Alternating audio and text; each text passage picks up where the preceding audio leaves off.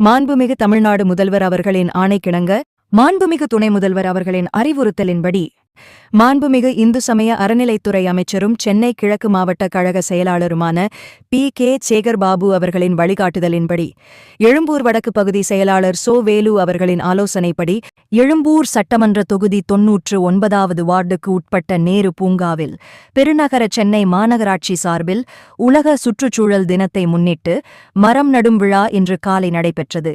இந்நிகழ்வில் சிறப்பு அழைப்பாளராக கழக அயலக அணியின் மாநில துணைச் செயலாளரும் எழும்பூர் சட்டமன்ற தொகுதி 99வது வார்டு மாமன்ற உறுப்பினருமான பரிதி இளம் சுருதி அவர்கள் கலந்து கொண்டு மரக்கன்றுகளை நட்டு வைத்து சிறப்பித்தார்.